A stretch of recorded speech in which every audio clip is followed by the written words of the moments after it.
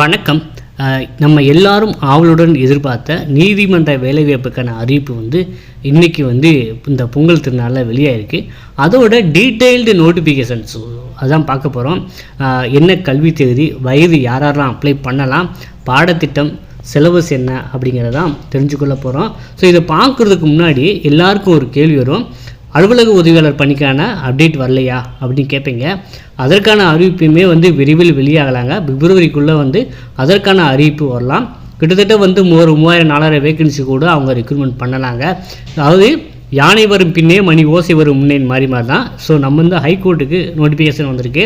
So இந்த வேலைவாய்ப்பு எங்கே அப்படின்னா ஹைகோர்ட்னா சென்னை உயர்நீதிமன்றம், சென்னை, அதனோட கிளை மதுரை, இந்த 2 இடத்துல தான் இப்போதைக்கு போஸ்டிங் போட்டிருக்காங்க.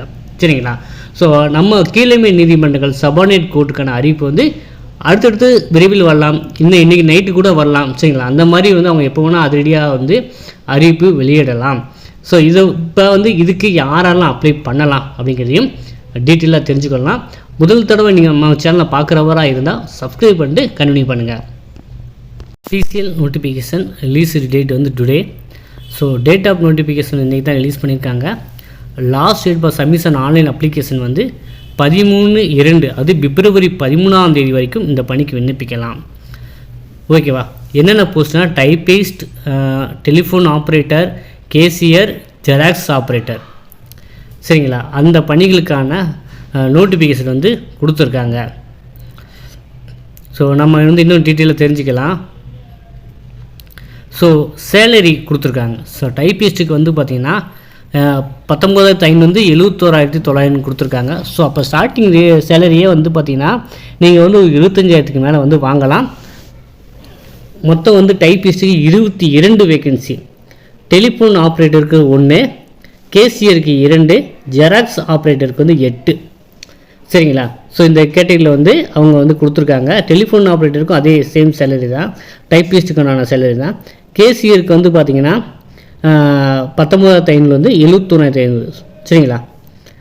ஸோ அப்புறம் ஜெராக்ஸ் ஆப்ரேட்டர் மட்டும் தான் கொஞ்சம் கம்மி, மற்ற 3 போஸ்ட்டுக்கும் ஒரே தான். அடுத்து பார்த்திங்கன்னா நம்ம யாரெல்லாம் எலிஜிபிள், என்ன ஏஜ் லிமிட்டு அப்படிங்கிறத பார்த்துக்கலாம். அதாவது யாருக்கெல்லாம் ரிசர்வேஷன் இருக்கோ, SC, SCA, ST, MBC, DC, DNC, BC Muslim. So இவங்க பார்த்தீங்கன்னா 37 வயது வரைக்கும் அப்ளை பண்ணலாம். யாருக்கெல்லாம் இடஒதுக்கீடு இல்லையோ அவங்க 32 வயது வரைக்கும் அப்ளை பண்ணலாம். ஓகேவா? அப்புறம் பார்த்திங்கன்னா இன் சர்வீஸ் கேண்டிடேட்ஸ் மீன்ஸ் பார்த்திங்கன்னா ஏற்கனவே ஒர்க் பண்ணுவாங்கள்ல, அவங்களுக்கு 47 வயது வரைக்கும் அப்ளை பண்ணலாங்க. ஸோ இதுதான் ஏஜ் லிமிட்டாக கொடுத்துருக்காங்க. அதாவது 37 வயது வரைக்கும், அதாவது இடஒதுக்கீடு உள்ளவங்களுக்கு, இடஒதுக்கீடு இல்லாதவங்களுக்கு 32 வயது வரைக்கும். ஓகேங்களா? ஸோ இடஒதுக்கீடு யாருக்கெல்லாம் இருக்குது? BC Muslim, MBC, DC, SC, SCA, ST. சரிங்களா? அவங்களாம் 37 வயது வரைக்கும். அடுத்து கல்வி தகுதியை பார்த்துடலாம். ஸோ கல்வி தகுதி பார்த்திங்கன்னா இந்த 3க்கு பார்த்துடலாம். Telephone operator, cashier, Xerox operator. So any degree படித்தா போதும். Science, arts, commerce, engineering, medicine or any other disciplines of a recognised university in Indian union. சரிங்களா? எனி டிகிரி படித்தால் போதுமானது. அது இன்ஜினியரிங் படிச்சிருக்கலாம், மெடிசின் படிச்சிருக்கலாம், ஆனால் degree must telephone operator, cashier, Xerox ஆப்ரேட்டருக்கு. சரிங்களா? ஸோ இதுக்கு பார்த்திங்கன்னா இதுக்கு என்ன சொல்லியிருக்காங்க அப்படின்னா, ஜெராக்ஸ் ஆப்ரேட்டருக்கு எக்ஸ்பீரியன்ஸ் எல்லாமே கேட்கல, எல்லாருமே பழகிக்கலாம். அதனால மாதிரி தான் அவங்க ஜெராக்ஸ் ஆப்ரேட்டருக்கு தனி சர்டிஃபிகேட்லாம் கேட்கல, எல்லாருமே இதுக்கு அப்ளை பண்ணலாம். ஸோ இந்த 3 பணி 2, 3, 4 எல்லாருமே அப்ளை பண்ணலாங்க. எனி டிகிரி முடிச்சவங்க எல்லாமே பண்ணலாங்க. அடுத்து ஜெராக்ஸ், அது டைப்பிஸ்ட்க்கு என்ன சொல்லியிருக்காங்கன்னு பார்ப்போம். ஸோ அதே போல் எனி டிகிரி, அப்புறம் பார்த்திங்கன்னா must pass the technical examination type writing by higher grade in Tamil and English. அப்புறம் பார்த்தீங்கன்னா must pass the certificate course in computer office automation. சரிங்களா? இது 2ம் படித்திருக்கணும். சரிங்களா? Must pass the government technical examination typing by higher grade. சரிங்களா? Higher grade முடிச்சிருக்கணும். தமிழ்லேயும் ஹையர் கிரேடு, இங்கிலீஷ்லேயும் ஹையர் கிரேடு. அப்புறம் பார்த்திங்கன்னா ஆஃபீஸ் ஆட்டோமேஷன் கோர்ஸ் முடிச்சிருக்கணும். ஸோ 3 செக் வைக்கிறாங்க. சரிங்களா? அடுத்து என்ன சொல்லியிருக்காங்கன்னா, இதில் suppose so candidates would not possess the qualification, that is course of computer automation may also apply for appointment by direct recruitment. If selected, they should acquire such qualifications within the period of their proportion. Suppose அது office automation course நீங்கள் முடிக்கலைனாலும் typist மட்டும் வச்சு உள்ளே போடலாம். ஆனால் அந்த within proportion பீரியடுக்குள்ளே அதை முடிச்சு வச்சுக்கணும்னு சொல்லியிருக்காங்க. ஓகேவா? அது டைப்பிஸ்ட்டுக்கு சொல்கிறேன். என்னென்னு சொல்கிறேன்னா, ரெண்டுமே ஹையர், தமிழும் ஹையர், இங்கிலீஷும் ஹையர். அப்புறம் வந்து ஆஃபீஸ் ஆட்டோமேஷன் கோர்ஸ் முடிச்சுக்கிறோம்.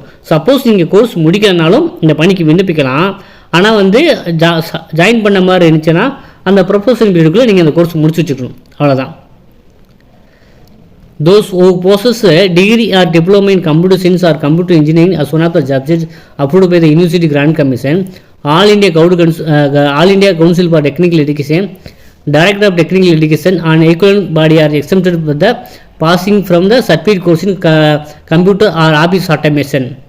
ஸோ நீங்கள் வந்து டிகிரியோ டிப்ளமோவோ கம்ப்யூட்டர் சயின்ஸோ கம்ப்யூட்டர் இன்ஜினியரிங்கோ படிச்சிருந்தீங்கன்னா அது எக்ஸம்ஷன் கொடுக்குறாங்க. அப்போ சிஓஏ கோர்ஸ் தேவையில்லைன்னு சொல்கிறாங்க. ஏற்கனவே நீங்கள் கம்ப்யூட்டர் சயின்ஸோ டிப்ளமோ இன் கம்ப்யூட்டர் சயின்ஸோ கம்ப்யூட்டர் இன்ஜினியரிங்கோ அந்த சப்ஜெக்ட் படிச்சிருந்தீங்கன்னா இந்த ஆட்டோமேஷன் கோர்ஸில் வந்து விலக்கு கொடுக்குறாங்க. ஆனால் மற்றவங்க வந்து பார்த்திங்கன்னா அது இப்போ படிக்காட்டியும் அப்ளை பண்ணலாம்.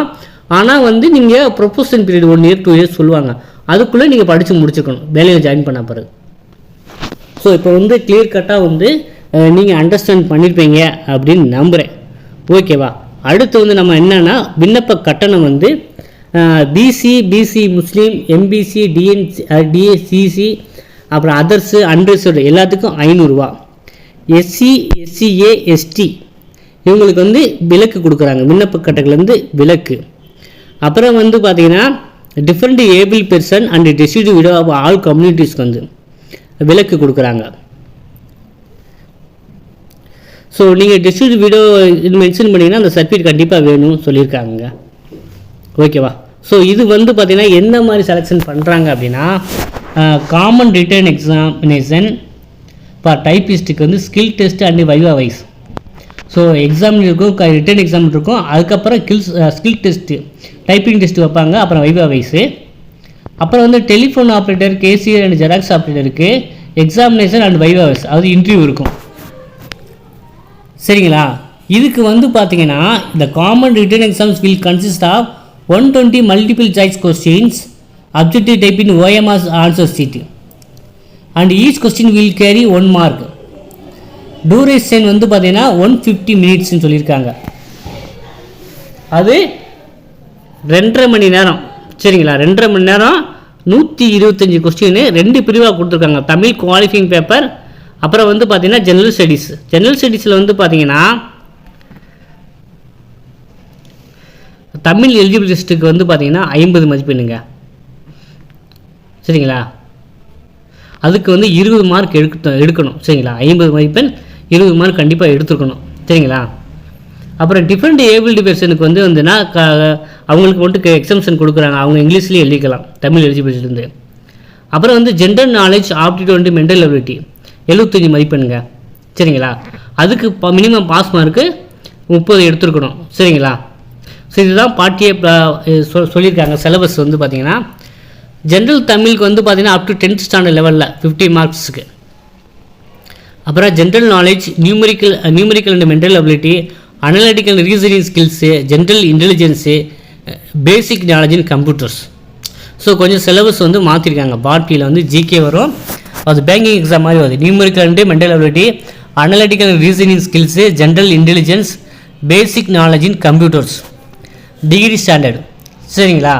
ஸோ இதுக்கு வந்து பார்த்திங்கன்னா உங்களுக்கு வந்து பார்த்திங்கன்னா 75 மார்க்ஸ் கொடுக்குறாங்க. ஓகே, இப்போ வந்து பார்த்திங்கன்னா நம்ம ஒரு கிளியர் கட்டாக வந்து என்ன ஒரு ஐடியாவுக்கு வந்திருக்கோம். ஓகேவா? இப்போ வந்து பார்த்திங்கன்னா அடுத்த காணொலியில் நம்ம என்ன பண்ணலாம் அப்படின்னா, அதாவது எப்படி ஆன்லைனில் விண்ணப்பிக்கிறது அப்படிங்கிறத காணொலி வரப்போகுது. ஓகேவா?